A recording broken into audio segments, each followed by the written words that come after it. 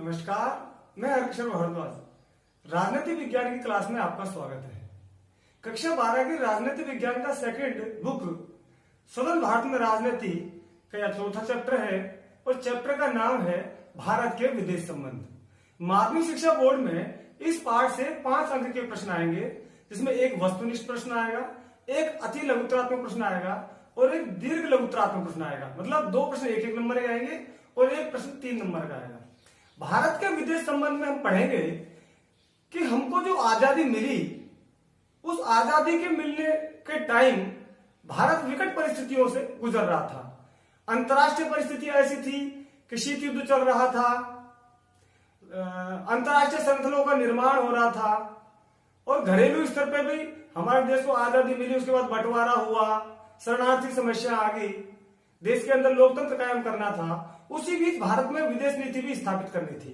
भारत के पहले प्रधानमंत्री पंडित जवाहरलाल नेहरू थे और पहले विदेश मंत्री भी पंडित जवाहरलाल नेहरू ही थे। तो हमारे विदेश नीति पर पंडित जवाहरलाल नेहरू की विशेष छाप देखी जा सकती है। पंडित जवाहरलाल नेहरू की विशेष भूमिका है। आइए हम फास्ट रिवीजन करते हैं और पाठ पे आते हैं। अब देखिए, भारत बड़ी विकट और चुनौतीपूर्ण अंतरराष्ट्रीय परिस्थितियों में आजाद हुआ था, जैसे महायुद्ध की तबाही, पुनर्निर्माण की समस्या, उपनिवेशीकरण की समाप्ति, लोकतंत्र को कायम करना तथा एक अंतरराष्ट्रीय संस्था का निर्माण करना जैसी चुनौती विश्व के समक्ष थी। इसके अतिरिक्त अनेक घरेलू समस्याएं जैसे बंटवारे का दबाव, गरीबी, अशिक्षा आदि ऐसे में भारत ने अपनी विदेश नीति में अन्य सभी देशों की संप्रभुता का सम्मान करने, शांति कायम करने और अपनी सुरक्षा सुनिश्चित करने का लक्ष्य सामने रखा। इस लक्ष्य की प्रतिध्वनि हमारे संविधान के नीति निर्देशक सिद्धांतों में सुनाई देती है। अंतरराष्ट्रीय शांति और सुरक्षा को बढ़ावा देने का हवाला दिया गया। संविधान के अनुच्छेद 51 के तहत शांति और सुरक्षा अंतरराष्ट्रीय स्तर पर देने का हवाला दिया गया है। विदेशों से संबंध बनाए रखने हेतु निम्न निर्देशों का पालन करना अनिवार्य है। वो क्या है? अनुच्छेद 51 के तहत अंतरराष्ट्रीय शांति और सुरक्षा में अभिवृद्धि करना, राष्ट्रों के बीच न्यायपूर्ण व सम्मानजनक संबंधों को बनाए रखना, अंतरराष्ट्रीय विधि और संविधान के प्रति सम्मान करना, अंतरराष्ट्रीय विवादों को मध्यस्थता से निपटारा करने का प्रयास करना। तो ये इसके साथ ही भारत में नेहरू की विदेश नीति की क्या विशेषता है? जैसे परीक्षा में प्रश्न आ जाए, विदेश नीति में नेहरू ने क्या विदेश नीति दी, उनकी क्या विशेषता है? तो 4 विशेषताएं दी गई है। गुटनिरपेक्षता की नीति, विश्व शांति और सुरक्षा की नीति, साम्राज्यवाद और उपनिवेशवाद का विरोध, अन्य देशों के साथ मित्रता पूर्वक व्यवहार करना, ये हमारे विदेश नीति की भी विशेषताएं हैं। अब आप देखिए पंचशील के सिद्धांत। भारत ने पंचशील के जो सिद्धांत दिए, वो पंचशील के क्या सिद्धांत है? 5। प्रादेशिक अखंडता व संप्रभुता का सम्मान करेंगे, आक्रमण नहीं करेंगे, अंतरराष्ट्रीय सीमाओं का सम्मान करेंगे, आंतरिक मामलों में हस्तक्षेप नहीं करेंगे, समानता का व्यवहार व पारस्परिक सहयोग करेंगे, शांतिपूर्ण सह अस्तित्व के सिद्धांत में विश्वास करेंगे। ये पंचशील के 5 सिद्धांत है। अब आप देखिए चीन के साथ शांति और संघर्ष का कैसा मामला रहा। तो रिश्तों की शुरुआत मित्रता पूर्वक हुई। भारत चीन रिश्तों की शुरुआत कैसे हुई? मित्रता पूर्वक हुई।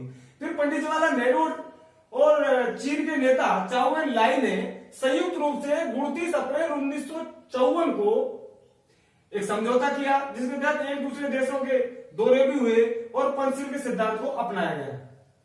उसके बाद भारत चीन के रिश्तों में खटास भी आई और 2 कारणों से खटास आई।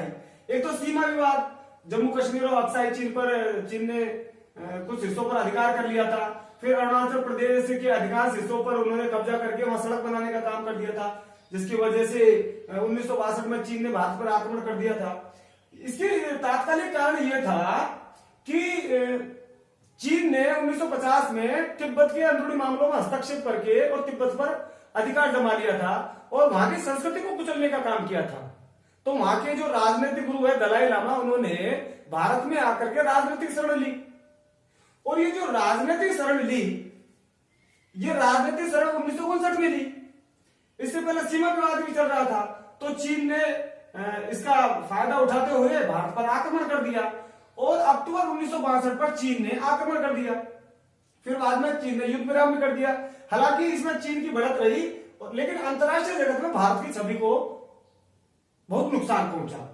अब आप देखिए इसमें भारत और पाकिस्तान की युद्ध और शांति, तो भारत और पाकिस्तान के बीच में अनेक युद्ध हुए। 1947 में कश्मीर मुद्दे के चक्कर में युद्ध हुआ। 1965 में फिर पाकिस्तान ने भारत में युद्ध किया, लेकिन पाकिस्तान को मुंह की खानी पड़ी। और 1966 में ताशकंद समझौता हुआ। 1971 में बांग्लादेश के चक्कर में फिर युद्ध हुआ और 1971 में शिमला समझौता हुआ। 1999 में करगिल युद्ध हुआ। अब आप देखिए भारत की परमाणु नीति। भारत ने 1974 और 1998 में 2 परमाणु परीक्षण किए, लेकिन भारत की परमाणु नीति क्या रही है? जैसे आज परीक्षा में परमाणु नीति क्या है भारत की, तो उसमें यह है भारत अपनी रक्षा के लिए परमाणु हथियार रखेगा, लेकिन हथियार का प्रयोग युद्ध में पहले नहीं करेगा। दूसरा, वैश्विक स्तर पर परमाणु निशस्त्रीकरण के प्रति वचनबद्ध है भारत, ताकि परमाणु हथियारों से मुक्त विश्व की रचना की जा सके। अब इसे पाठ में लास्ट में एक पॉइंट और है कि विश्व राजनीति में बदलते परिवेश। इसमें भारत ने रूस के साथ मित्रता को सीमित करते हुए चीन व अमेरिका से भी संबंध बनाने और व्यापारिक लाभ उठाने का प्रयास किया है। सैन्य हितों के बजाय भारत ने आर्थिक हितों पर तवज्जो दी है और पाक के साथ संबंध सुधारने का प्रयास कर रहा है। हालांकि पाकिस्तान उसमें आतंकवादी घटनाएं करके भारत के राजनीति को अस्थिर करने का प्रयास करता है। ये पूरा का पूरा चैप्टर बहुत फास्ट रिवीजन है। इसको 1-2 बार वीडियो को आप देख लोगे तो 5 में से 5 नंबर